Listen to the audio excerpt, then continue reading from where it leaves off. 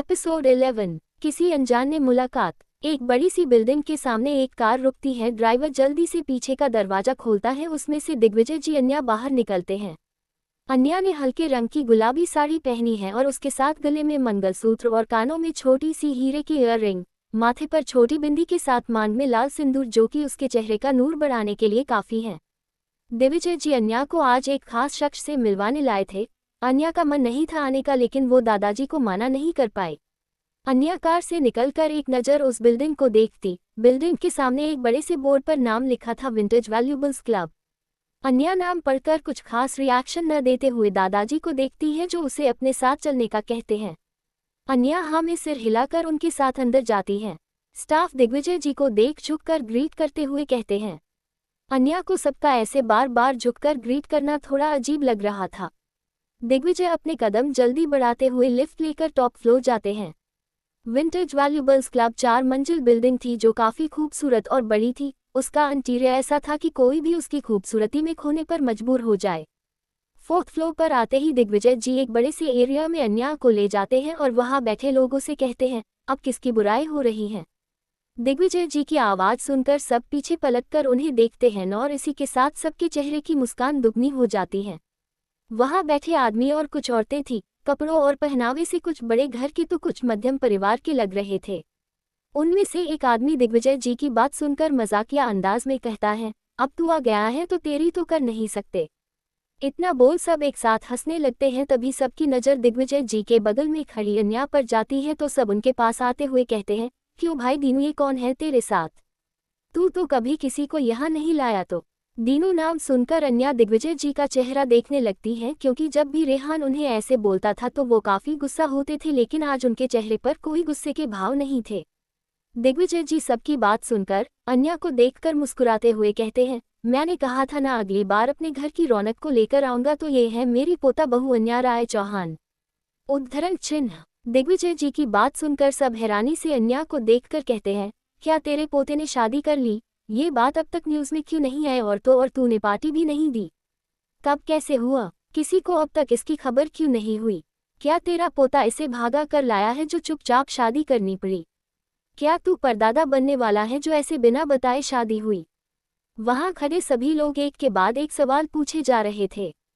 सबके ऐसे सवाल सुन अन्या को काफी ज्यादा अनकंफर्टेबल कर रही थी। उसे बार बार रुद्र की बात याद आने लगी। अन्या का उदास चेहरा और भी उदास हो गया और वो धीरे से पीछे हट रही थी कि तभी भीड़ को चीरते हुए एक कर्कश लेकिन प्यारी आवाज आई, चुप हो जाओ सब। ये आवाज सुन सब पीछे मुड़कर देखते हैं तो एक लेडी जो करीब 70 साल की होंगी, बाल सफेद, चेहरे पर उम्र का तकाजा लेकिन चेहरे पर गजब का तेज, सिल्क की क्रीम कलर की साड़ी के साथ गले में मोतियों की माला। ये थी सियाता मेहता, मेहता परिवार की हेड और दिग्विजय जी की एक सबसे अच्छी दोस्त।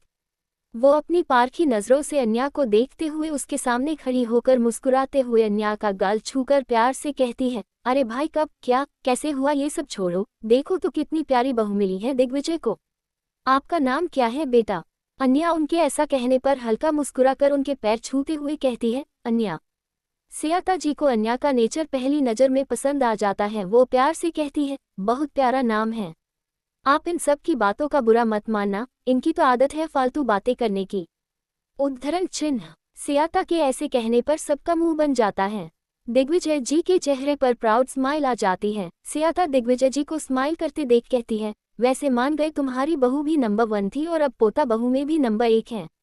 दिग्विजय जी रहस्यमयी मुस्कान के साथ कहते हैं, तो फिर शर्त की बात मत भूल जाना। सियाता जी दिग्विजय जी को घूर कर देखती है, फिर अन्या को एक एक करके सबसे मिलवाती है।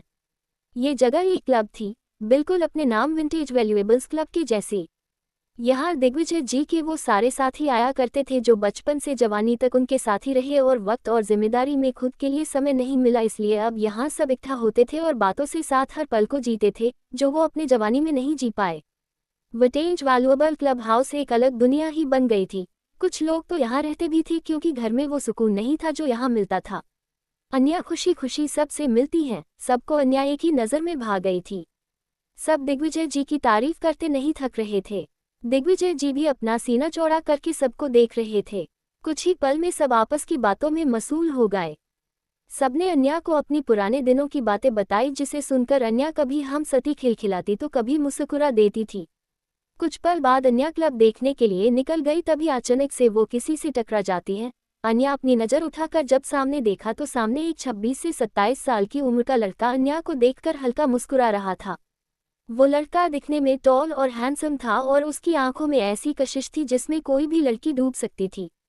अन्या एक नज़र उसे देखती है, फिर अपनी नज़रें फेरकर सॉरी कहकर आगे चल देती है। वो लड़का अन्या को बस चुपचाप जाते हुए देखता रहता है। अन्या घूमते घूमते एक हॉल में आती है जहाँ ढेर सारे छोटे पौधे लगे थे। उस जगह को काफ़ी खूबसूरती से सजाया हुआ था।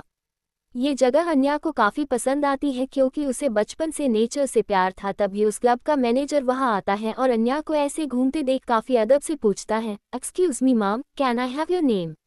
अन्या उसे देखकर नॉर्मली जवाब देती है, अन्या। मैनेजर फिर से कहता है, okay ma'am, what about your surname? Manager Anya को नहीं जानता था और उसे ये भी नहीं पता था कि अन्या दिग्विजय जी के साथ आए हैं। वही अन्या मैनेजर का सवाल सुनकर सोच पड़ गई। उसे समझ नहीं आ रहा था कि वो क्या जवाब दे। रुद्र तो उसे अपनी वाइफ मनाता नहीं तो वो उसका सरनेम कैसे यूज कर सकती है। तभी उसके पीछे वही लड़का आकर खड़ा हो गया। वो मैनेजर को कुछ इशारा करते हुए उसे जाने का कहता है।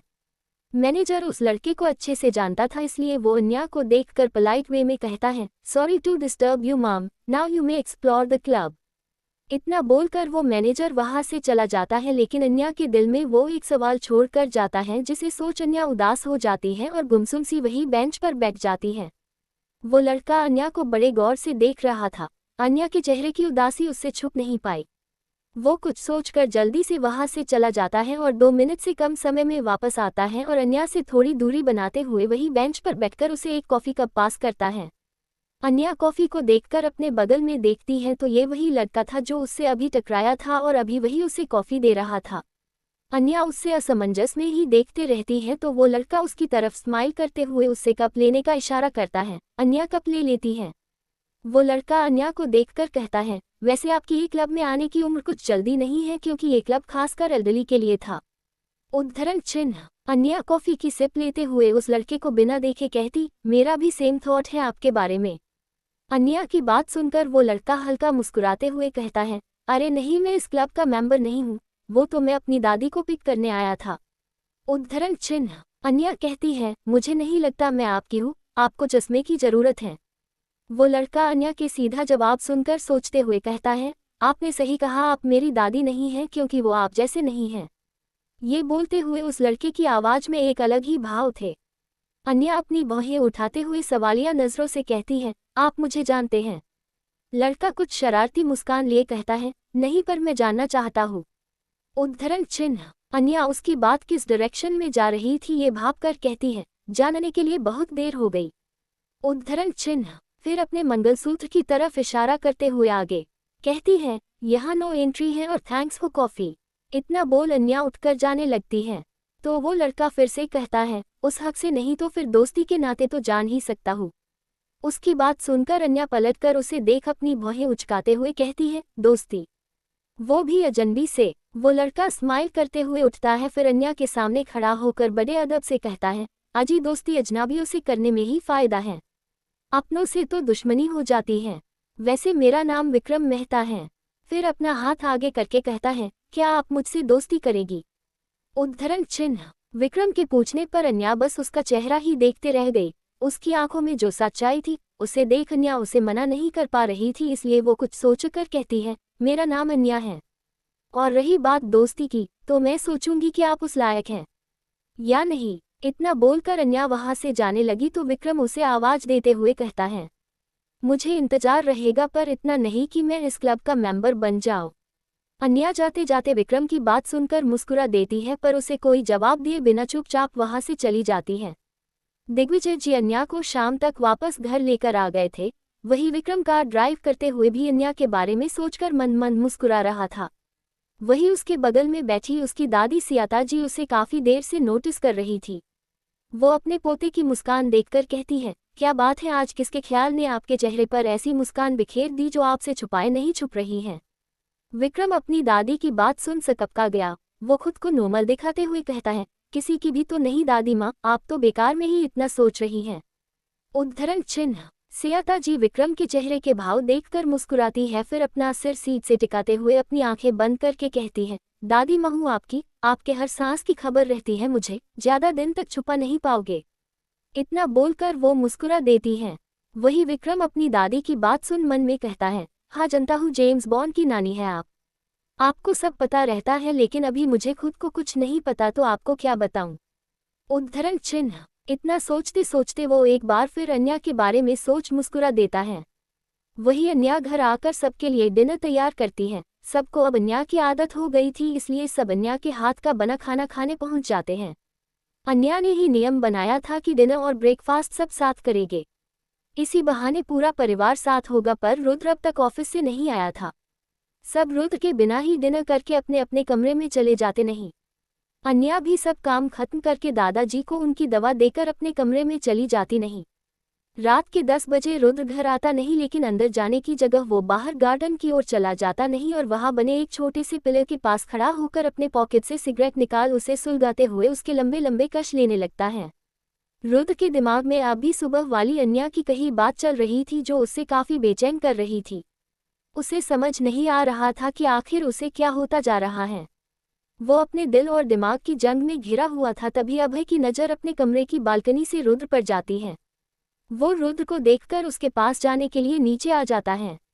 रुद्र अपने सोच में ही गुम था कि तभी अभय उसके हाथों से सिगरेट लेते हुए कहता है, क्या हुआ भाई, भाभी से लड़ाई हो गई क्या जो तू यहाँ खड़ा इस सिगरेट में खुद को जला रहा है।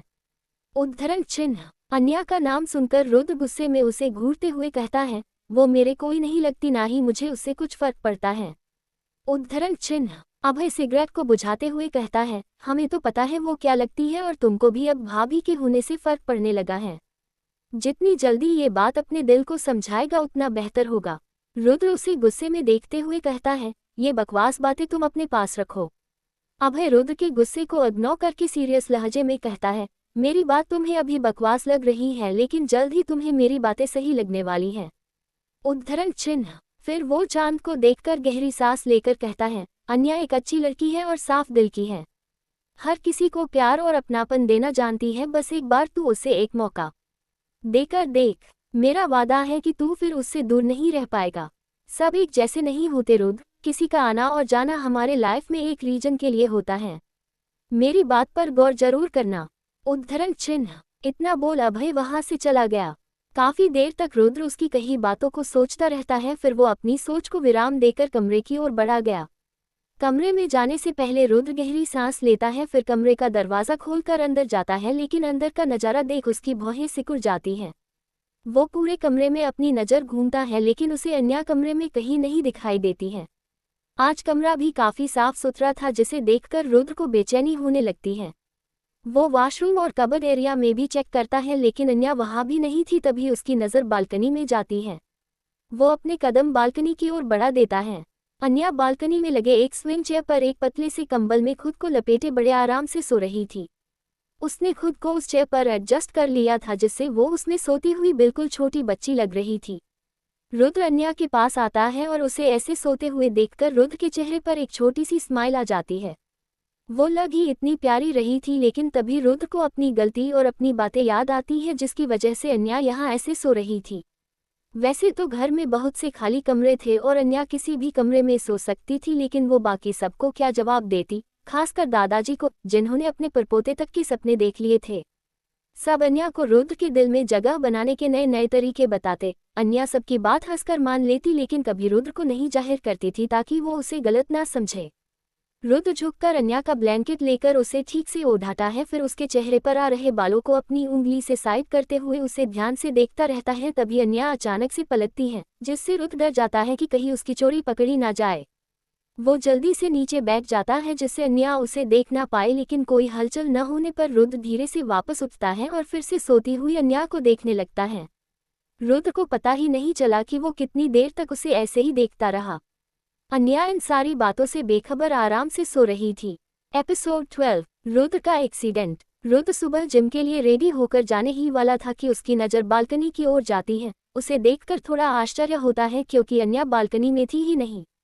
रुद्र जिम से वापस आकर ऑफिस के लिए रेडी हो चुका था, लेकिन अब तक उसने अन्या की कोई आहट नहीं सुनी थी, न ही उसे देखा था। वो नीचे आता है तो उसकी नज़र डाइनिंग एरिया पर जाती है, जहाँ सब बैठे एक साथ नाश्ता कर रहे थे। रुद्र भी उन सब की ओर आ गया, लेकिन वहाँ भी उसे अन्या कहीं नजर नहीं आई। सब रुद्र को मॉर्निंग विश करते हैं और अपने अपने नाश्ते में लग जाते हैं।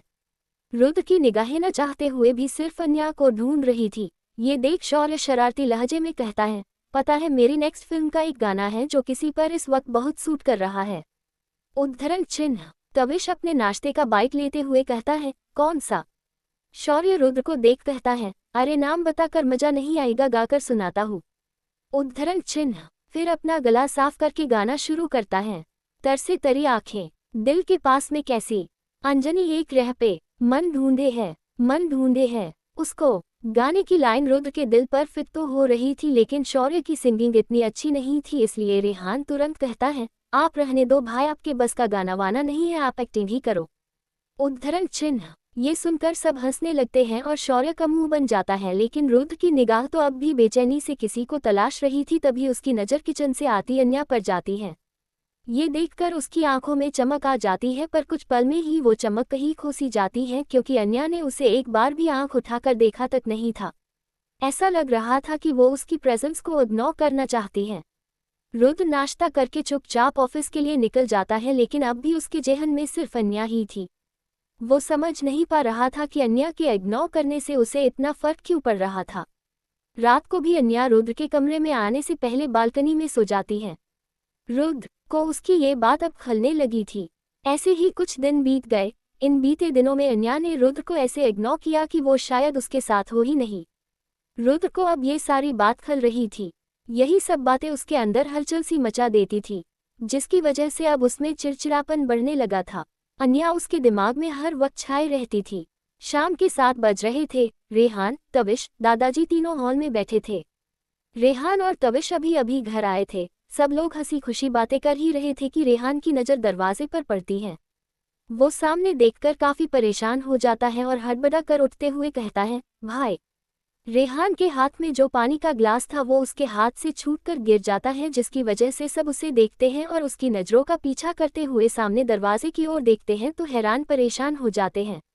अन्या के तो कदम ही लखा जाते हैं। वो सोफे के सहारे खुद को संभालती है। सामने जियान के साथ एक और बॉडीगार्ड रुद्र को सहारा देते हुए घर के अंदर लेकर आ रहा था। रुद्र के सिर के साथ साथ शरीर के कई हिस्सों पर पट्टियां बंधी थी और शर्ट पर खून के निशान थे। उसके चेहरे पर हल्के दर्द के भाव थे। रेहान भागते हुए रुद्र के पास जाता है और उसे सहारा देते हुए घबराई हुई आवाज में कहता है, भाई, भाई आप ठीक तो हो ना? क्या हुआ, कैसे हुआ ये सब? इतना बोलते हुए रेहान और जियान रुद्र को सोफे पर बैठा देते हैं। रेहान गुस्से में जियान को देखते हुए कहता है, जियान कुछ बताओगे? कैसे हुई भाई की ऐसी हालत? कौन था? जियान एक नज़र रुद्र को देखता है जो उसे कुछ न बोलने का इशारा करता है। ये देखकर दिग्विजय जी अपनी कड़क आवाज में कहते हैं, जियान हमें सच जानना है, कौन है इन सबके पीछे? उद्धरण चिन्ह। दादाजी के कहने पर जियान अपनी नजरें झुकाकर कहता है, सर हमारी राइवल कंपनी 4 दिन में होने वाली नए प्रोजेक्ट की मीटिंग में जाने से रोकने के लिए उन्होंने रुद्र सर पर हमला करवाया। ये सुनकर रेहान और दादाजी दोनों का खून खौल उठता है। दादाजी गुस्से में कहते हैं, माहिर सहगल, उसकी हिम्मत कैसे हुई मेरे पोते को नुकसान पहुंचाने की? सामने से जीतने की तो हिम्मत है नहीं उसमें, पीठ पीछे वार करने की आदत गई नहीं इसकी। इसे तो मैं इस बार नहीं छोड़ने वाला, मैं अभी कमिश्नर को फोन करता हूँ। इतना बोलकर दादाजी अपना फोन निकलने लगे, तभी सबके कानों में रुद्र की आवाज आती है, कोई कुछ नहीं करेगा। उद्धरण चिन्ह। ये सुन सब रुद्र को देखने लगते हैं तो रेहान गुस्से में कहता है, नहीं भाई इस बार तो हम उसे छोड़ नहीं सकते। उद्धरण चिन्ह। रुद्र सबको समझाते हुए कहता है, मुझे सामने से लड़ने की आदत है और पीठ पीछे कायल अदा करते हैं। किसको कैसे तोड़ना है वो मुझे अच्छे से पता है, इसलिए अभी कोई कुछ नहीं करेगा। मनाने दे उन्हें अपनी ख्वाबों की जीत का जश्न। ये कहते वक्त रुद्र के चेहरे पर कुछ ऐसे भाव थे जैसे उसने उनके लिए कुछ और ही सोच रखा नहीं। वहां खड़े सब उसकी बात का मतलब समझ रहे थे सिवाय अन्या के। वो तो एकटक रुद्र की चोटों को ही देख रही थी। अन्या रुद्र की चोटें देख उसका दर्द खुद में ही महसूस कर रही थी। रुद्र की वाइट शर्ट में लगे खून के निशान उसे काफी चुभ रहे थे। दादाजी रुद्र के बात से सहमत होते हुए कहते हैं, जियान रुद्र को उसके कमरे में ले जाओ। उद्धरण चिन्ह। जियान हाँ में सिर हिला देता है और रेहान और जियान रुद्र को उसके कमरे में ले जाते हैं। अन्या एकटक रुद्र को जाते हुए देख रही थी तो दिग्विजय जी उसके पास आकर उसके सिर पर हाथ रखकर कहते हैं, अन्या बेटा रुद्र बिल्कुल ठीक है, तुम चिंता मत करो। जिस मुकाम पर वो आज अकेला खड़ा वहाँ उसे ऐसे छोटी मोटी खरोचों का सामना करना ही पड़ता है, लेकिन वो शेर है इसलिए आज तक कोई उसके सामने टिक नहीं पाया है। तुम एक काम करो, उसका खाना उसके कमरे में ही ले जाओ। अन्या दिग्विजय जी की बात सुनकर हाँ में सिर हिलाती है, फिर अपनी आंखों में आंसू आए पोंछकर वहां से चली जाती है। वो जब कमरे में आती है तो रुद्र सो रहा था इसलिए उसने उसे जागना ठीक नहीं समझा। वो वापस नीचे आकर सबको डिनर सर्व करती है। आज टेबल पर अलग ही माहौल था, किसी के मन में गुस्सा तो किसी के मन में उदासी थी। वहां बैठे सभी जानते थे कि रुद्र ने इससे भी बड़े बड़े दर्द अकेले सहे हैं, लेकिन उसने कभी उफ तक नहीं किया। अगर दिग्विजय जी बॉस ऑफ द फैमिली है तो Rudra pillow of the family है। अन्या सबको डिनर कराकर दादाजी को उनकी मेडिसिन देती है, फिर रुद्र के लिए खाना लेकर उसके कमरे में आ जाती है। वो जैसे ही कमरे में एंटर करती है तो उसकी नज़र सीधा रुद्र से मिलती है। रुद्र ऐसे लेटा था जैसे उसी का इंतजार कर रहा हो। अन्या एक नज़र उसको देखती है, फिर खाने की प्लेट लेकर उसकी ओर बढ़ जाती है। वो प्लेट टेबल पर रखकर रुद्र को देखने लगती है। उसके राइट शोल्डर पर सबसे ज्यादा चोट थी इसलिए वो अपना हाथ उठाकर खाना भी नहीं खा सकता था। ये देखकर अन्या आगे बढ़कर साइड का एक कुशन उठाकर रुद्र के पीछे लगती है।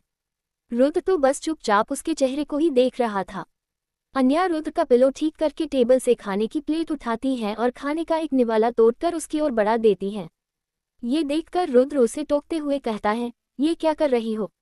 उद्धरण चिन्ह। अन्या अपने हाथ का निवाला देखकर कहती है, मुझे नहीं लगता इस एक्सीडेंट से आपकी आंखें कमजोर हो गई हैं। आपको पता है मैं क्या कर रही हूँ? उसका ऐसा टेढ़ा जवाब सुनकर रुद्र मन ही मन मुस्कुरा देता है। आखिर इतने दिन बाद तो अन्या ने उससे कुछ कहा था, लेकिन भाई रुद्र तो रुद्र है इसलिए वो अपनी अकल में कहता है, पता है इसलिए पूछ रहा हूँ। तुम क्यों कर रही हो ये? मैं खुद खा लूंगा। उसके ऐसे बोलने पर अन्या उसे एक नज़र देखकर निवाला वापस प्लेट में रख देती है, फिर प्लेट सामने करके उसे खाने का इशारा करती है। रुद्र भी अपनी अकल में स्पून उठाता है, तभी उसके शोल्डर में होने लगता है जिससे हल्की आह निकल जाती है। ये देख अन्या काफी घबरा जाती है और तुरंत प्लेट टेबल पर रखकर रुद्र के शोल्डर को टच करके कहती है, क्या हुआ, आप ठीक हैं? दर्द हो रहा है? कभी तो अपनी अकल छोड़कर दूसरों की हेल्प ले लीजिए, पर नहीं, अकल में ही रहना है, किसी की बात सुनेंगे थोड़ी। अन्या अपने धुन में रुद्र को हक से डांट रही थी जिसका अन्या को इल्म ही नहीं था। रुद्र तो बस उसके हिलते होठ ही देख रहा था। उसके हिलते होठ रुद्र को आकर्षित कर रहे थे, लेकिन जब अन्या की नज़र रुद्र से मिलती है तो वो अपनी ही बातों पर झेप जाती है। वो इधर उधर देखकर जल्दी से खाने की प्लेट उठाकर निवाला रुद्र की तरफ बढ़ा देती है। रुद्र एकटक उसे देख रहा था। अन्या उसकी आंखों में देखकर कहती है, ये मत समझो कि मैं ये आपकी पत्नी होने के नाते कर रही हूँ, ये समझो कि मैं इस घर की कोई सर्वेंट या आपके लिए एक अजनबी हूँ। इस नाते ही सही खा लो। उद्धरण चिन्ह। अन्या की बातें सीधा रुद्र के दिल पर असर कर रही थी। कहीं न कहीं उसे अपनी कही बातों पर पछतावा होने लगा था।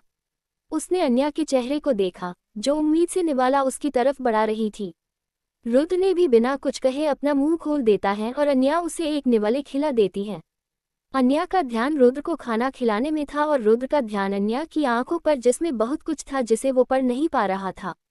अन्या जल्दी से रुद्र को खाना खिलाकर उसे दवा देती है, तभी उसकी नज़र रुद्र की शर्ट पर जाती है जिसमें खून के धब्बे थे। वो जल्दी से वॉशरूम में जाकर एक गीला टॉवल और रुद्र की कबर्ड से उसके लिए दूसरी शर्ट लेकर आती है और उसके सामने खड़ी होकर सोचने लगती है कि अब वो उसे क्या कहे। कहीं वो उसकी बात का कुछ गलत मतलब ना निकाल ले। रुद्र जो अपने फ़ोन में कुछ मेल चेक कर रहा था वो अन्या को अपने सामने खड़ा देख सवालिया नज़रों से अपनी एक आईब्राउ उचका कर देखता है। अन्या जल्दी से अपने हाथ में पकड़ी शर्ट आगे करके कहती है, वो शर्ट, आपके शर्ट पर खून लगा हुआ है, इसे चेंज करना होगा।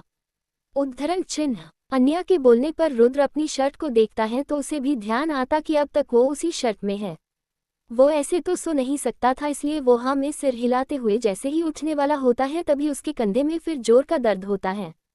अन्या जल्दी से उसके कंधे को पकड़ फिक्र से कहती है, रुक जाए, मैं हेल्प करती हूँ, आप हिले नहीं।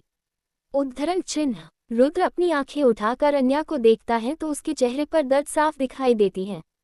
अन्या जल्दी से शर्ट साइड में रखकर रुद्र को थोड़ा उठाती है, पर अब प्रॉब्लम थी कि वो उसकी शर्ट कैसे खोले, ये उसके लिए काफी awkward था। उसके हाथ रुद्र की शर्ट के पास जाकर रुक गए।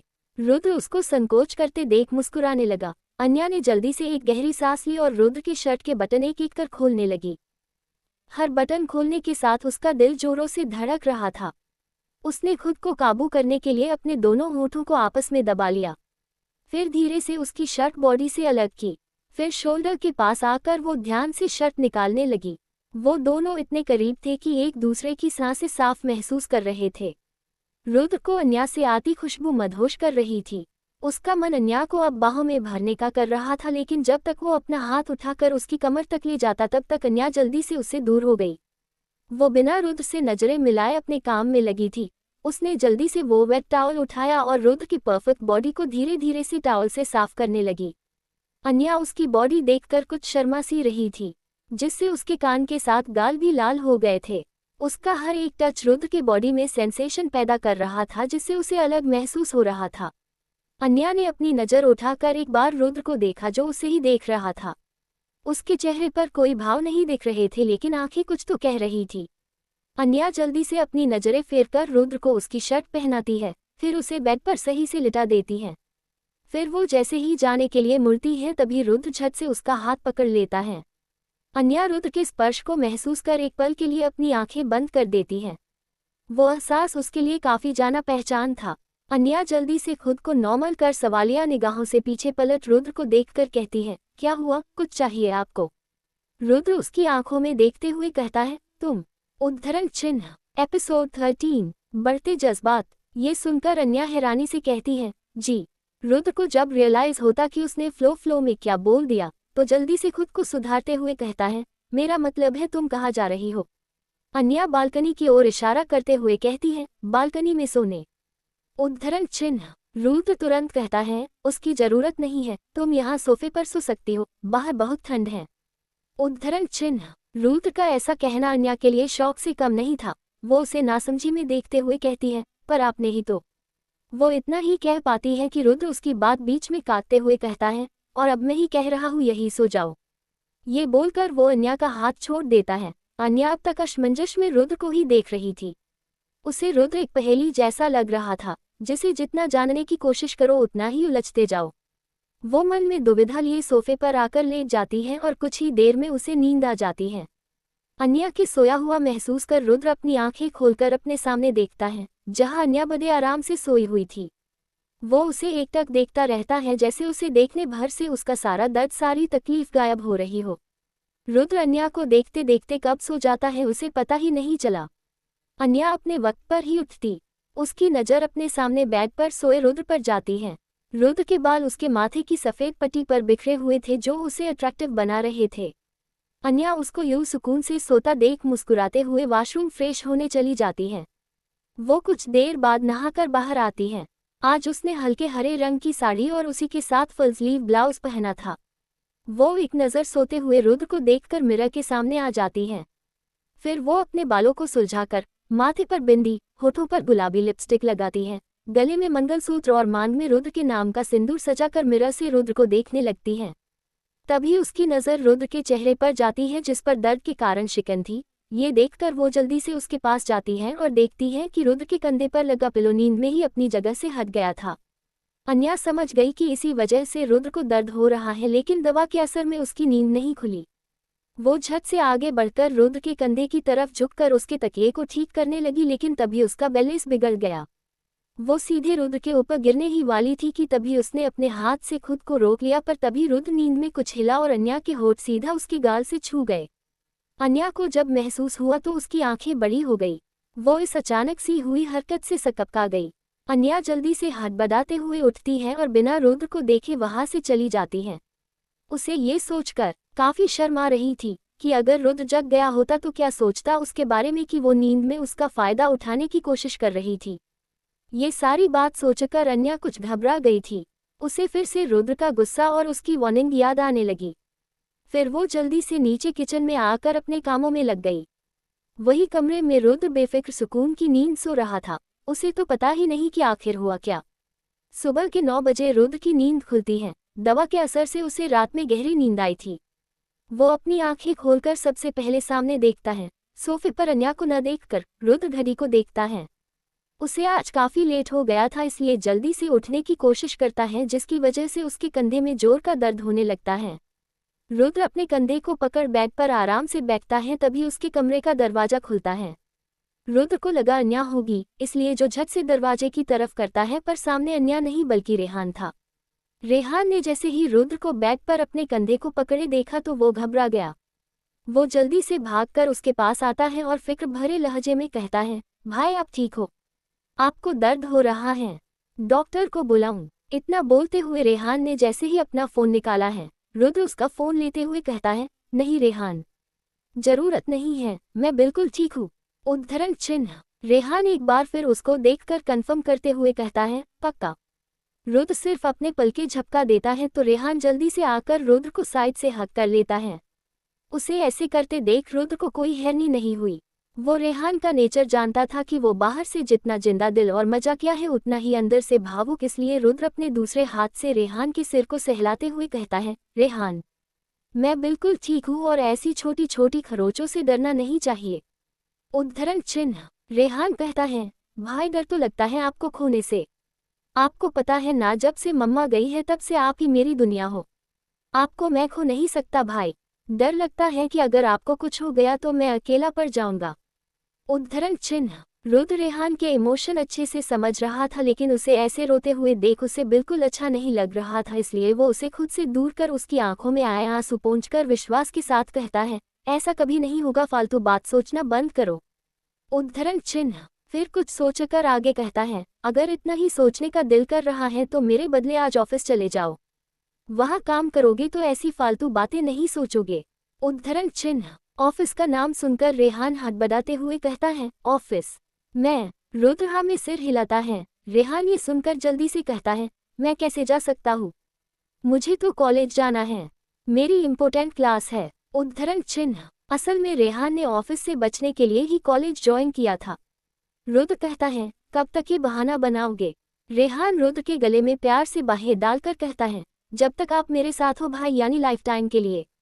उद्धरण चिन्ह। इतना बोलकर रेहान अपनी बत्तीसी दिखा देता है। रुद्र उसकी इस हरकत पर हल्का सा मुस्कुरा देता है। ये देखकर तो रेहान खुद को जोर का पिंच करता है ताकि वो खुद को यकीन दिलाए कि रुद्र आज उसकी बात पर मुस्कुरा रहा है। रुद्र उसकी हरकत देखकर सवालिया नजरों से उसे देखता है तो रेहान अपना फोन ढूंढते हुए कहता है, मेरा फोन कहाँ है? मुझे जल्द से जल्द डॉक्टर को बुलाना होगा और आपका फुल चेकअप करवाना होगा।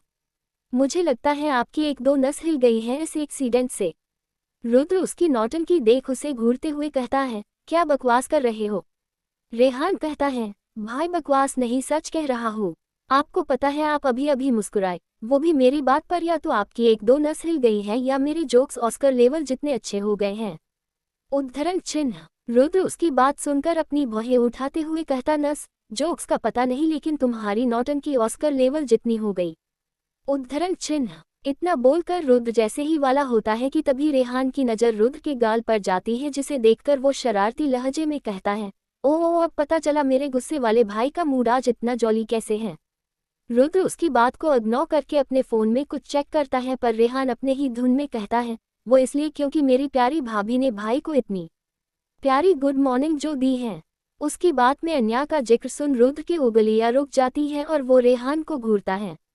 रेहान मुंह बनते हुए कहता है, मुझे क्यों घूर रहे हो भाई? हकीकत तो आपका वो निशान बयां कर रहा है जो छुपाते नहीं छुप रहा है। इतना बोलकर रेहान हंसने लगा और तभी उसकी नज़र दरवाजे पर गई, जहां अन्या रुद्र की कॉफी लिए खड़ी थी, पर जैसे उसके कानों में रेहान की बात पड़ी तो वो जम सी गई। रेहान अन्या को देख हंसते हुए उसके पास जाकर कहता है, वो भाभी आपने तो गजब ही कर दिया। फिर कान के पास जाकर धीरे से कहता है, वैसे ही गजब आप रोज किया करे ताकि मेरे एक्सप्रेशनलेस भाई के चेहरे पर कुछ अलग भाव तो दिखे। उद्धरण चिन्ह। इतना बोलकर रेहान अन्या को विंक करके चला जाता है। अन्या को तो समझ नहीं आ रहा था कि वो क्या करे, न मुस्कुरा पा रही थी न कुछ कह पा रही थी। तभी उसकी नज़र सामने से उसकी तरफ आते रुद्र पर गई। रुद्र को खुद के पास आता देख अन्या की तो सांसें ही बैठने लगी। उसे डर लग रहा था कि रुद्र जरूर उसे उसकी सुबह अनजाने में की गई हरकत के लिए डांटेगा। जैसे जैसे रुद्र अन्या के करीब बढ़ रहा था वैसे वैसे अन्या की दिल की धड़कनें बढ़ रही थी। उसने तो डर से अपनी आंखें तक बंद कर लीं। रुद्र उसकी ऐसी हरकत देखकर सोचने लगा कि आखिर वो ऐसा क्यों कर रही है। वो अन्या के पास खड़ा होकर उसके कांपते हुए होठों को देखकर जल्दी से वॉशरूम की ओर चला गया। वॉशरूम के दरवाजा बंद होने की आवाज़ से अन्या ने जल्दी से अपनी आंखें खोली। वो रुद्र को अपने पास न देखकर दिल पर हाथ रख के यार एक चैन की सांस लेते हुए मन में कहती है, अभी तो बच गई अन्या और पता नहीं कब तक बचती रहेगी। इस रुद्र देव का प्रकोप कभी भी तुझ पर गिर सकता है, बेहतर यही होगा मैं इनके सामने न आऊं।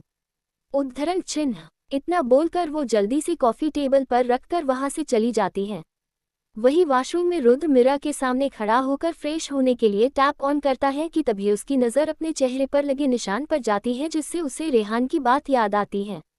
वो उस निशान को अपनी उंगली से छूता है तो उसे एहसास होता है कि ये लिपस्टिक का निशान है। रुद्र सोच में पड़ जाता है कि आखिर लिपस्टिक का निशान उसके गाल पर कैसे आया। तभी उसके जहन में अन्या का चेहरा आता है और उसी के साथ उसे कपकपाते होठ याद आते हैं, उन पर भी यही रंग लगा था। जिसे सोचकर रुद्र की भौहें तन जाती हैं, आखिर इस निशान का मतलब क्या है। वो खुद को मिरर में देख अपने गालों पर लगे उस निशान के ऊपर उंगलियां फेरकर आन्या को महसूस करता है। ये फीलिंग उसके लिए बिल्कुल अलग थी। वो निशान को छूकर हल्का सा मुस्कुरा देता है। उसे अन्या पर बिल्कुल भी गुस्सा नहीं आ रहा था, बल्कि वो खुद कुछ और ही फील कर रहा था जिसे अभी भी वो समझ नहीं पा रहा था। कुछ देर बाद वो फ्रेश होकर अपने स्टडी रूम में चला आया। आज वो ऑफिस नहीं गया था, इसलिए घर से ही वो अपने सारे जरूरी काम निपटा रहा था। जियान भी उसके साथ ही था। रुद्र जब काम में लगा होता है तो उसे वक्त का कुछ होश नहीं रहता है। कब सुबह से दोपहर और दोपहर से शाम हो गई, उसे कुछ पता ही नहीं चला और आज भी वही हुआ। अन्या ने रुद्र का खाना और दवाइयां नौकर के हाथ उसके स्टडी रूम में ही भिजवा दी थी। असल में वो सुबह वाले इंसिडेंट की वजह से रुद्र के सामने जाने से डर रही थी, लेकिन जब उसे पता चला कि रुद्र ने अब तक न खाना खाया न दवाई ली तो उसे अब रुद्र की फिक्र होने लगी थी। उसे इतनी चोट लगी थी, उस पर से इतना काम उसके लिए ठीक नहीं था।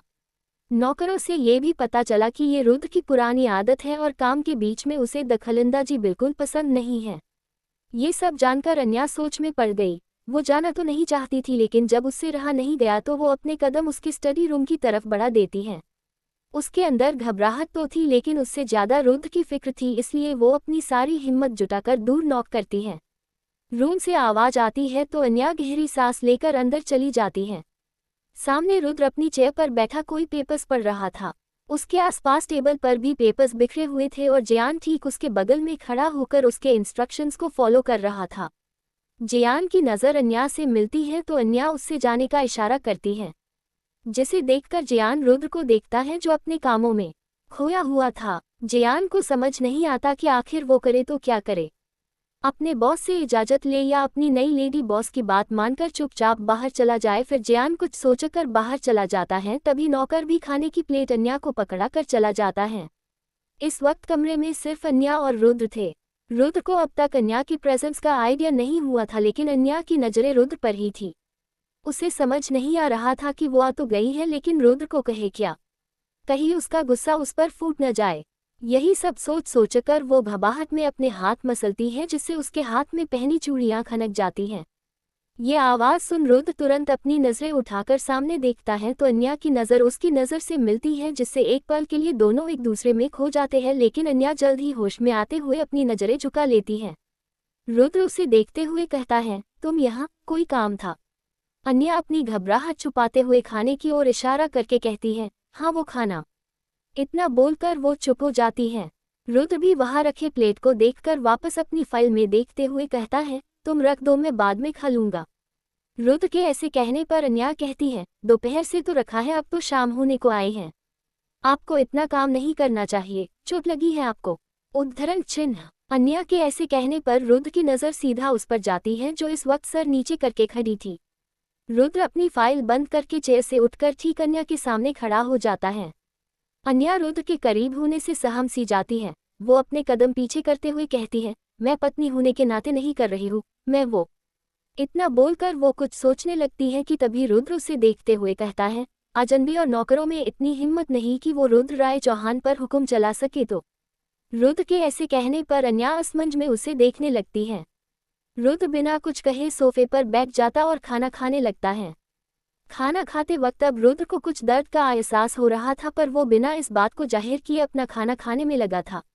अन्या उसका दर्द देख पा रही थी, इसलिए वो जल्दी से कमरे से बाहर जाती और 2 मिनट में आइस पैक लेकर आती है, फिर रुद्र के कंधे और बाजू के बीच रख देती है।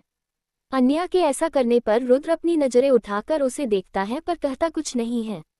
कुछ देर में रुद्र अपना खाना फिनिश करके वापस अपने काम में जाने ही वाला था कि तभी अन्या तुरंत आगे बढ़कर उसकी बाजू पकड़ लेती है। रुद्र पलटकर अन्या के हाथ को देखता है जो उसके बाजू को पकड़े खड़ी थी। अन्या तुरंत अपना हाथ हटाकर कहती है, आप सुबह से काम कर रहे हैं, अब आपको रेस्ट करना चाहिए, नहीं तो हैंड में स्वेलिंग आ जाएगी। उसके कहने पर रुद्र बिना कुछ कहे अपना लैपटॉप उठाकर कमरे से बाहर चला जाता है। अन्या तो हैरान सी बस रुद्र को देखती रहती है। वो मन में कहती है, अन्याय सगडू राय चौहान को क्या हो गया है? ये तेरी बात आज्ञाकारी बच्चे के जैसे मान रहा है। वैसे तो हर वक्त अपनी नाक आईफिल टावर से भी ऊंची करके अक्ल में रहता था। जरूर इसके सर पर चोट लगी है, इसीलिए आज ये बदला बदला लग रहा है। वैसे मुझे ये आज्ञाकारी राय चौहान कुछ जम नहीं रहा है। उद्धरण चिन्ह। इतना बोलकर वो भी कमरे से निकल जाती है। इस वक्त रात के 2 बजा रहे थे। रुद्र अपने जरूरी कामों में लगा हुआ था। अन्या सोफे पर आराम से सोई हुई थी, तभी काम करते करते रुद्र के हाथों में कुछ दर्द होने लगा, जिससे खुद के हाथों को रिलैक्स छोड़कर वो लैपटॉप बंद कर देता है। जैसे ही वो लैपटॉप टेबल पर रख रहा था तभी उसकी नज़र सामने सोफे पर सोई हुई अन्या पर जाती है। कमरे में सिर्फ रुद्र के साइड की लाइट जल रही थी। वो सोती हुई अन्या को देखकर उसके पास बढ़ जाता है। सोते हुए अन्या छोटी बच्ची की तरह क्यूट लग रही थी। रुद्र उसे देखते देखते कहीं खो सा गया। वो घुटनों के बल बैठकर अन्या के चेहरे को करीब से देख रहा था। न जाने क्या कशिश थी उसमें जो रुद्र उसमें डूबने से खुद को रोक नहीं पा रहा था। तभी उसकी नज़र अन्या के गुलाबी होठ पर जाती है। उसके मन में एक बार अन्या की वो मुलायम होठ छूने की चाह जगती है। वो अन्या के होठों को देखते हुए अचानक आगे बढ़ता है और हल्के से उसके होठों को छूकर जल्दी से दूर हो जाता है। ये एक सॉफ्ट किस थी जिसका अन्या को कुछ पता नहीं चला, लेकिन इस किस के बाद से उसका दिल मानो बेचैन हो गया। उसे खुद पर अब गुस्सा आ रहा था क्योंकि वो खुद के इमोशन को काबू नहीं कर पा रहा था। ऐसे कैसे वो अन्या को किस कर सकता है? उसका कोई हक नहीं है। एपिसोड 14। समायरा ने की अन्या की इंसल्ट। वो बेचैन सा बेड पर आकर लेट गया। उसे अब तक अपनी फीलिंग का कोई एहसास नहीं हो रहा था या हो रहा था, लेकिन वो खुद मानने से इनकार कर रहा था। ऐसे ही सोचते सोचते उसे भी नींद ने अपने आगोश में ले लिया। ऐसे ही 3 दिन बीत जाते हैं। अन्या ने रुद्र के हर जरूरत का ख्याल रखा। रुद्र को अन्या का ख्याल रखना अच्छा भी लग रहा था और उसे बेचैन भी कर रहा था। दिग्विजय जी अन्या को देख मन ही मन संतुष्ट थे, क्योंकि अन्या के आने के बाद उसके पोते में कुछ ऐसे बदलाव आए थे जो वो साफ देख पा रहे थे। आज रुद्र को ऑफिस जाना था, इसलिए वो सुबह सुबह तैयार हो गया। अन्या को इस बात की खबर नहीं थी। वो तो सबके लिए नाश्ता बनाने में लगी थी। सभी डाइनिंग एरिया में आकर ब्रेकफास्ट करने लगते हैं। तभी चौहान मेंशन में एक रेड कलर की स्पोर्ट्स कार इंटर होती है। गार्ड्स उस कार को पहचानते थे, इसलिए वो दरवाज़ा बिना किसी रुकावट के खोल देते हैं। कार सीधा चौहान मेंशन के में दूर पर आकर रुकती है और ड्राइविंग सीट का दरवाज़ा खुलता है।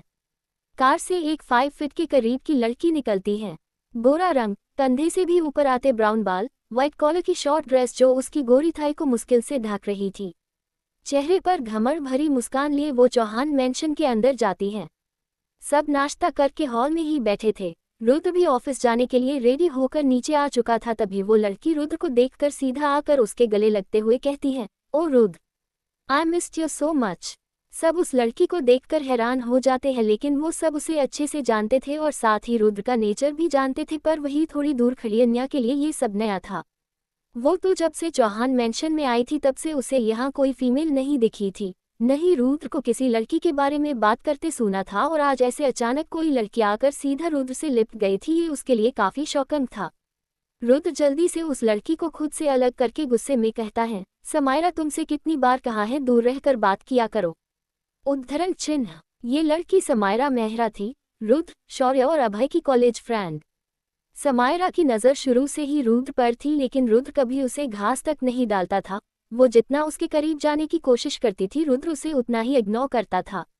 रुद्र के ऐसे अलग करने पर समायरा का तो मुंह बन जाता है, लेकिन वो फिर भी जबरदस्ती की मुस्कान के साथ कहती है, लेकिन रुद्र दोस्तों से ऐसे ही मिलते हैं। उद्धरण चिन्ह। रुद्र कड़क लहजे में कहता है, पर मुझे नहीं पसंद ऐसे मिलना। उद्धरण चिन्ह। तभी पीछे से शौर्य आते हुए कहता है, लेकिन मुझे पसंद है। फिर वो अपनी बाहें फैला देता है। समायरा शौर्य की आवाज़ सुन उसकी तरफ देखती है और मुस्कुराकर उसे वार्म हग देते हुए कहती है, वाओ, तुम भी यही हो, वरना तुमसे मुलाकात तो सिर्फ स्क्रीन पर ही होती है। शौर्य अपने उसी फ्लर्टिंग वे में कहता है, तुम चाहो तो रियल लाइफ में भी हो सकती है। उद्धरण चिन्ह। इतना बोलकर शौर्य विंग करता है, जिससे समायरा शर्माते हुए कहती है, क्या तुम भी? रुद्र उनकी बकवास बातें सुनकर अपनी घड़ी में वक्त देखते हुए कहता है, तुम दोनों बातें करो, मुझे ऑफिस जाना है। रुद्र की बात सुन समायरा उसको रोकते हुए कहती है, रुद्र मुझे भी तुम्हारे ऑफिस आना था, वो डैड ने प्रोजेक्ट में चेंजेस किए थे, उसी मैटर में तुमसे डिस्कशन करना था। समायरा की बात सुन रुद्र काफी फीके टोन में कहता है, सॉरी मैं फ्री नहीं हूँ। मिस्टर मेहरा को जो भी प्रॉब्लम है वो तुम मेरी टीम या अमन से डिस्कस सकते हैं। उसका ऐसा जवाब सुनकर समायरा की मुस्कान फीकी हो जाती है। उसे लगा था कि अगर वो रुद्र से काम से रिलेटेड बहाना बनाएगी तो वो मना नहीं कर पाएगा और उसे वक्त देगा। इस बीच वो शायद रुद्र के करीब आ सके, लेकिन रुद्र ने तो सीधा उसके मुंह पर माना कर दिया। वही रेहान और तविश रुद्र के हाथों समायरा की इनडायरेक्ट बेइज्जती सुन मुंह दबाकर हंस रहे थे। समायरा की चाहत से वहां हर कोई वाकिफ था, यहाँ तक खुद रुद्र भी, इसलिए वो सब की तरह उससे भी दूरी बनाकर रखता था। तभी वहां दादाजी की आवाज़ आती है, जो अभी अभी अपने कमरे से आए थे। अरे समायरा बेटा, आप कब आई? हमें तो किसी ने बताया ही नहीं। उद्धरण चिन्ह। दिग्विजय जी की आवाज़ सुन समायरा वापस से अपनी मुस्कान बिखेरते हुए उनके पास जाकर कहती है, बस अभी आए हूँ दादाजी, आप कैसे हैं? दिग्विजय जी सोफे पर बैठते हुए खुशी से कहते हैं, मैं तो बिल्कुल तंदुरुस्त हूँ, और वैसे भी जब से मेरे पोते ने मेरी आधी ख्वाहिश पूरी की, मुझे तो ऐसा लग रहा है कि खुशी से मेरी उम्र 10 साल घट गई है, बस अब आधी और हो जाए तो मैं जवान हो जाऊंगा। उद्धरण चिन्ह। इतना बोल दिग्विजय जी रुद्र को देखकर हंसने लगते हैं। रुद्र उनकी गोल गोल बात अच्छे से समझ रहा था, इसलिए उसकी नज़र बातों ही बातों में थोड़ी दूर खड़ी अन्या पर चली जाती है, जिसे देखकर रुद्र को वो पल याद आ जाते हैं जब वो बहक गया था। वो जल्दी से अपनी नज़रें फेर लेता है। सबको दादाजी की बात समझ आ गई थी सिवाय समायरा के। वो कन्फ्यूज से एक्सप्रेशन लिए सबके मुस्कुराते चेहरे को देखकर कहती है, क्या मतलब दादाजी, मैं कुछ समझी नहीं। दिग्विजय जी अपने पोते को चिढ़ाते हुए कहते हैं, अरे जो बात कहनी थी सो मैंने कह दी, और रही बात मतलब की तो वो तुम अपने दोस्त से ही पूछो, वो ही तुम्हें अच्छे से समझा देगा। क्यों, सही कहा न? उद्धरण चिन्ह। दिग्विजय जी जानबूझकर रुद्र को प्रवोक कर रहे थे। समायरा उनकी बात से और कंफ्यूज हो जाती है। वो सवालिया नज़रों से रुद्र को देखती है, तभी उसकी नज़र थोड़ी दूर खड़ी अन्या पर जाती है। चौहान मेंशन में किसी अनजान लड़की को देख समायरा हैरान रह जाती है। वो अन्या की तरफ इशारा करते हुए कहती है, वो कौन है दादाजी? समायरा के ऐसे पूछने पर सबकी नज़र अन्या पर जाती है, जिससे अन्या कुछ ऑकवर्ड फील करने लगती है। तो दिग्विजय जी अन्या को अपने पास आने का इशारा करते हुए कहते हैं, ये अन्या है, रू। इतना बोलते बोलते दिग्विजय जी की नज़र रुद्र से मिलती है तो वो बोलते बोलते चुप हो जाते हैं। वो चाहते थे कि रुद्र ही अन्या की पहचान बताए, लेकिन रुद्र कुछ नहीं कहता है। अन्या धीरे से चलकर सबके सामने आती है। समायरा एक नज़र उसकी सादगी भरी खूबसूरती देखती है तो उसे अन्या से जलन होती है। उसके मान का सिंदूर और गले का मंगलसूत्र समायरा को उसकी पहचान सोचने पर मजबूर कर रहे थे, क्योंकि आज तक कोई ऐसे तो इस घर में नहीं रहा। उसे अचानक दादाजी की कही बात याद आती है। वो अपने मन में कहती है, कहीं ये रुद्र की? नहीं नहीं, ऐसा थोड़ी हो सकता है। इसमें ऐसा क्या है जो रुद्र इससे शादी करेगा? नो वे, पर ये यहाँ कैसे? उद्धरण चिन्ह। समायरा अन्या को देख सबसे सवालिया नज़रों से पूछती है, ये कौन है?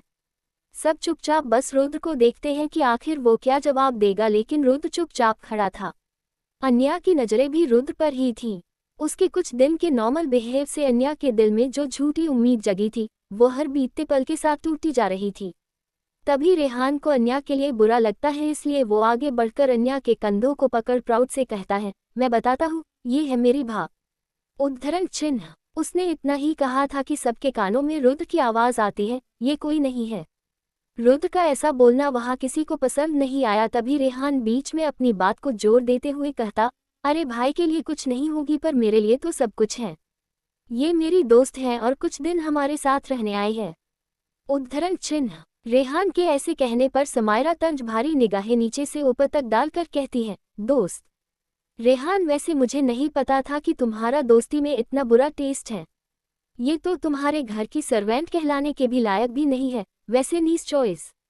बातों की जाल में समायरा का अन्या का इंसल्ट करना वहाँ किसी को पसंद नहीं आया। रुद्र को भी समायरा की बातें पसंद नहीं आती है, इसलिए वो बिना कुछ कहे ऑफिस के लिए निकल जाता है। समायरा की बात सुनकर रेहान का तो खून खौल जाता है। वो गुस्से में कुछ कहने के लिए आगे बढ़ता ही है कि अन्या उसका हाथ पकड़कर उसे इशारे में मना करती है, जिसकी वजह से रेहान गुस्से के घुट पीते हुए तंज से कहता है, यही ख्याल मेरे भाई का तुम्हारे लिए भी है। इतना बोलकर वो वहां से गुस्से में चला जाता है। तविश भी उसके पीछे पीछे चला जाता है। समायरा का तो पूरा मूड ही खराब हो गया था और अब उसे अन्या पर गुस्सा आने लगा, क्योंकि उसकी वजह से रेहान ने उसकी इंसल्ट की थी। वो गुस्से में अन्या को देखती है तो अन्या दिग्विजय जी को समायरा के लिए स्नैक्स और जूस लाने का बोल चुपचाप वहां से चली जाती है। दिग्विजय जी समायरा को अपने पास बैठने को कहते हैं। समायरा का 1% भी मूड नहीं था, लेकिन वो उन्हें मना नहीं कर सकती थी, ना ही उन्हें नाराज कर सकती थी, क्योंकि उसके लिए वो एक सीढ़ी थे रुद्र के दिल तक पहुंचने के लिए। अन्या किचन में आके सर्वेंट्स को कुछ इंस्ट्रक्शंस देती है, जिसे सुन सभी अपने अपने काम में लग जाते हैं। तभी रेहान गुस्से में अन्या के पास आकर कहता है, वो समझती क्या है खुद को? भाई की दोस्त है तो क्या मेरी भाभी की इंसल्ट करेगी? आपने मुझे क्यों रोका भाभी? मैं आज उसे उसकी औकात दिखा देता। उद्धरण चिन्ह। अन्या अपने काम को करते हुए हंसकर बात टालते हुए कहती है, रहने दो ना रेहान, वो सरफिरी है तो हम तो उसके जैसा नहीं बन सकते हैं ना, और मुझे तो कोई फर्क भी नहीं पड़ता उसकी बातों का। उद्धरण चिन्ह। रेहान उसके हाथ से प्लेट लेते हुए कहता है, कैसे फर्क नहीं पड़ता? आपने तो मुझे कुछ कहने ही नहीं दिया, वरना आज मैं उसे उसकी नानी याद दिला देता। उद्धरण चिन्ह। अन्या उसका गुस्से से लाल चेहरा देखकर मुस्कुराते हुए कहती है, अरे बाबा रे इना गुस्सा। उद्धरण चिन्ह। अन्या के ऐसे कहने पर रेहान को लगता है कि वो उसका मजाक उड़ा रही है, इसलिए वो चिढ़ते हुए कहता है, मैं आपके लिए उससे लड़ने के लिए तैयार हूँ और आप मेरा मजाक उड़ा रही हैं। भाभी आप इस बात को इतनी आसानी से कैसे टाल सकती हैं? उद्धरण चिन्ह। अन्या उसको समझाते हुए कहती है, टाला नहीं, इग्नोर किया, और किस हक से मैं कुछ कहती, जब तुम्हारे भाई ने वो हक दिया ही नहीं। उद्धरण चिन्ह। अन्या की बात सुन रेहान शांत हो जाता है, फिर कुछ सोचकर उदास सा चेहरा बनाते हुए कहता है, यही तो आपने मांगा क्यों नहीं? आपका हक था। उद्धरण चिन्ह। अन्या उसका उदास चेहरा देखकर उसका गाल प्यार से छू कर कहती है, मांगी हुई चीज लौटाई जाती है रेहान, और मुझे तुम्हारे भाई से मांगना नहीं, हासिल करना है, और जिस दिन वो हक वो खुद मुझे देंगे उस दिन मैं सबको मुंह तोड़ जवाब दूंगी। और वैसे भी तब मुझे नहीं लगता कि मुझे कुछ करने की जरूरत है, क्योंकि तुमने कहा था कि तुम्हारे भाई इस परिवार की ढाल है और एक दिन मेरे भी बनेंगे, तो फिर इतना गुस्सा किस बात का? अन्या के इतने प्यार से समझाने पर रेहान के दिल को अलग सा सुकून मिला। आज तक रेहान को किसी ने भी ऐसे प्यार से नहीं समझाया था, न ही ऐसी ममता से हाथ फेरा था। रेहान इस वक्त काफी इमोशन फील कर रहा था। वो अपने जज्बातों को काबू करते हुए कहता है, और वो दिन कब आएगा भाभी? रेहान के सवाल पूछने पर अन्या चुप हो गई। इस बात का जवाब तो उसके पास भी नहीं था। ये सारी बातें तो उसने रेहान को समझाने के लिए कही थी, पर उसके ये पूछने पर अन्या के दिल में फिर से रुद्र की बात आने लगती है। तुम इस घर की बहू तो बन सकती हो, पर मेरी पत्नी बनने की कोशिश भी कभी मत करना। उद्धरण चिन्ह। ये बात याद आते ही अन्या अंदर ही अंदर बेचैन होने लगती है। वो अब रेहान को क्या कहे कि तुम्हारे भाई ने वो रिश्ता पहली ही रात को खत्म कर दिया था और वो कभी उसको हक उसे देगा। अन्या को चुप देख रेहान बेचैनी से कहता है, बोलो ना भाभी, चुप क्यों हो? उद्धरण चिन्ह। अन्या खुद को शांत करके एक झूठी मुस्कान बिखेरते हुए प्यार से कहती है, बहुत जल्द, बस थोड़ा सब्र रखो। यूं हर छोटी छोटी बात पर गदाधारी भीम बनने की जरूरत नहीं है। ये बोलते हुए अन्या शरारत से उसकी नाक पकड़ खींचती है। रेहान उसकी हरकत पर हल्का सा आह करते हुए हंस देता है। अन्या भी उसका साथ देते हुए हंस देती है। तभी रेहान के मन में आता है और वो झट से आगे बढ़कर अन्या को हक कर लेता है। अन्या रेहान के इस एक्शन से अवाक रह जाती है। उससे समझ नहीं आता कि अचानक रेहान को क्या हुआ। अन्या रेहान के पीठ पर हाथ रख प्यार से पूछती है, रेहान क्या हुआ?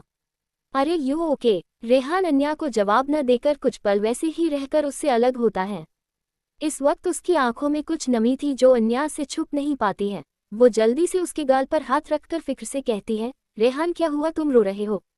उद्धरण चिन्ह। रेहान जल्दी से अपने आंसू छुपाते हुए कहता है, नहीं भाभी, मैं क्यों रोऊंगा? रोते तो कमजोर है न। रेहान के ऐसे कहने पर अन्या अपनी भौहें सिकोड़ कर कहती है, कहाँ से सीख कर आए ये सब बचकानी बातें? ऐसा थोड़ी होता है कि जो रोए वो कमजोर होते हैं। ये सब बस तुम्हारे अंदर की विल पावर पर डिपेंड करता है, समझे? रेहान बसा में सिर हिलाकर मुस्कुरा देता है। तभी उसके फ़ोन में तविश की कॉल आती है तो वो अन्या को बाय कहकर वहाँ से चला जाता है। अन्या वापस से अपने काम में लग जाती है, लेकिन वहाँ दो आंखें थी जिसने देवर भाभी का इमोशन मोमेंट देखा था और अन्या को रेहान को प्यार से हैंडल करते देखा था। वो और कोई नहीं आकाश जी थे, जो शांति से पिल के पीछे छुपकर उनकी सारी बातें ध्यान से सुन और देख रहे थे। उसके जहन में कुछ था जिसे वो किसी से शेयर नहीं कर पा रहे थे। रेहान के जाने के बाद वो भी वहां से चले गए। कुछ वक्त के बाद समायरा भी दिग्विजय जी को उनके कमरे में ड्रॉप करके वापस जाने लगी। तभी उसकी नज़र अन्या पर पड़ती है, जो नौकरों को कुछ काम के इंस्ट्रक्शन दे रही थी। समायरा उसे देखकर एक तंज भरी मुस्कान के साथ उसके पास आते हुए कहती है, महल में किसी ने एक कोना क्या दे दिया। वो खुद को उस महल की रानी ही समझने लगी। समायरा की बात सुनकर अन्या उसकी तरफ पलटे हुए उसे देखती तो समायरा फिर से कहती है, क्या हुआ, सच कड़वा लगा। वैसे मानना पड़ेगा तुम्हारी पहुंच तो काफ़ी ऊंची है और किस्मत काफ़ी अच्छी है, वरना हर किसी की किस्मत में ये महल नसीब नहीं होता।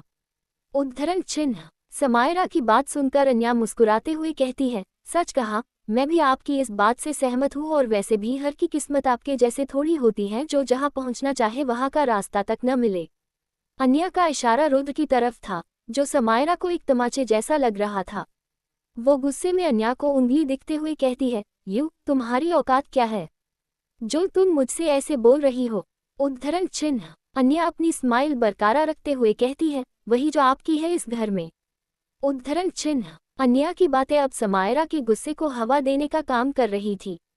वो अपने एटीट्यूड में उसकी आंखों के सामने चुटकी बजाते हुए कहती है, मेरी औकात तुम्हें बहुत जल्द पता चल जाएगी और उस वक्त तुम होगी इस घर के बाहर और मैं उस घर के अंदर। देख लेना, ये समायरा मेहरा का वादा है तुमसे। इतना बोलकर समायरा गुस्से में दंदनते हुए बाहर जाने लगती है, लेकिन तभी दरवाजे तक आते आते उसकी सैंडल की हील कुछ डगमगा जाती है, जिसकी वजह से वो लड़खड़ाते हुए बाहर निकल जाती है। अगर कोई उसे ऐसे देखता तो उसको लागत जैसे कोई समायरा को धक्के मारकर बाहर निकाल रहा है। उसे ऐसे जाते देख अन्या की हंसी छूट जाती है और साथ ही वहां आसपास खड़े नौकर भी हंसने लगते हैं। समायरा के कानों में अन्या की हंसी की आवाज़ पड़ती है तो वो पीछे मुड़कर अपनी खा जाने वाली नज़रों से देखते हुए वहां से अपनी कार की तरफ जाती है और कार के अंदर बैठकर वहां से तेज रफ्तार से निकल जाती है। अन्या भी इस सब तामसे से बोर होकर अपने कमरे में चली जाती है। रात में सब अपना अपना खाना फिनिश करते हैं और कमरे में चले जाते हैं। अन्या रुद्र का इंतजार करती है, क्योंकि उसकी आदत बन गई थी कि जब तक वो रुद्र को खिलाकर दावा न दे उसे चैन नहीं मिलता था। रुद्र का घाव अब तक भरा नहीं था, जिसकी अन्या को चिंता थी। वो काफी वक्त तक रुद्र का इंतजार करती रही, लेकिन रुद्र अब तक नहीं आया था। Episode 15 awkward situation. रात के 12 बजे घर आना रुद्र के लिए आम बात थी। उसकी लाइफ में काम से जरूरी कुछ नहीं था, न वक्त पर आने की खबर, न जाने की और खाने की। आज तक रुद्र का इंतजार करने, उसे रोकने या हक जताने के लिए कोई नहीं था, इसलिए वो ऐसा था। रुद्र एक मेल को चेक करते हुए हॉल से सीढ़ियों की तरफ बढ़ रहा था। तभी चलते चलते उसकी नज़र सीढ़ियों के साइड में एक बड़े से सिंगल सोफे पर सोई हुई अन्या पर जाती है। अन्या रुद्र का इंतजार करते करते वही सो गई थी। रुद्र अपने हाथ में पहनी घड़ी में समय देखता है, फिर अपने कदम अन्या की तरफ बढ़ा देता है। अन्या के साइड में बड़ा सा लैंप था, जिसमें से पीली रोशनी अन्या के चेहरे पर पड़ रही थी। उसका चांद जैसा चेहरा उस रोशनी में सोने जैसा दमक रहा था। रुद्र उसके करीब आकर एक पल के लिए उसमें खोसा जाता है। अन्या अपने हाथ पर सिर रख सो रही थी। बाल की एक लट बार बार अन्या के गाल को लहरते हुए छूकर उसके गुलाबी होठ को छू रही थी। रुद्र की नज़र भी उस पर ही फिसल रही थी।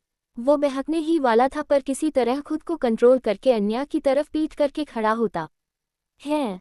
फिर एक गहरी सांस लेकर जैसे ही जाने के लिए 2 कदम आगे बढ़ता है, तभी उसकी नज़र एक बार फिर सोई हुई अन्या के मासूम चेहरे पर चली जाती है।